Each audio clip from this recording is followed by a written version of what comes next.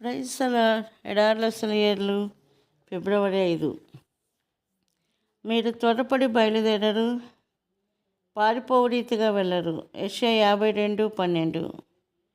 నిశ్చలంగా ఉండడంలో ఉన్న అపార శక్తిని గురించి మనం లేశమాత్రమైనా అర్థం చేసుకున్నామో లేదో నాకు నమ్మకం లేదు.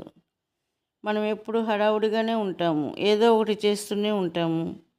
అందువలన దేవుడు ఎప్పుడైనా ఊరకుండు లేక కదలకుండా కూర్చో అన్నాడు అంటే ఆయన ఏదో ఒకటి మన పక్షంగా చేయబోతున్నాడన్నమాట.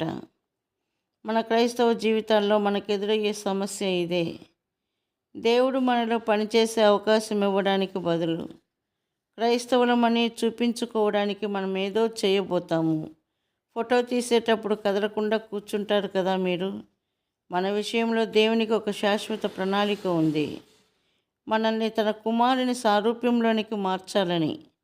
ఇది జరగాలంటే మనకై మనం ఏమీ చేయకూడదు. హుషారుగా పనిచేయడాన్ని గురించి ఎన్నెన్నో వింటుంటాము, కానీ కదలక మెదలక ఉండడాన్ని గురించి తెలుసుకోవలసింది చాలా ఉంది. కదలకుండా కూర్చో ప్రియకుమారి, ఎదురు చూసే ఈ రోజులు వ్యర్థం కావు. నిన్ను ప్రేమించేవాడు నీ అవసరాన్ని మనసులో ఉంచుకున్నాడు. ఆయన కదలక ఎదురు చూస్తున్నాడంటే అది తన ప్రేమని నిరూపించడానికి. కదలకుండా కూర్చో ప్రియకుమారి, నీ ప్రియ ప్రభు చిత్తాన్ని అన్వేషించావు. ఆలస్యం వల్ల అనుమానాలు చెలరేగాయి నీ మదిలో. విశ్వాసాన్ని కుదుటపరుచుకో.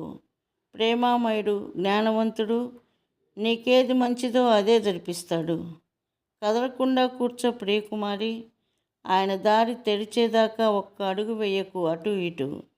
దారి కనిపించినప్పుడు ఎంత చురుకు నీ అడుగు, ఎంత తేలిక నీ హృదయం. ఎదురు చూసిన రోజుల బాధంతా మర్చిపోతావు.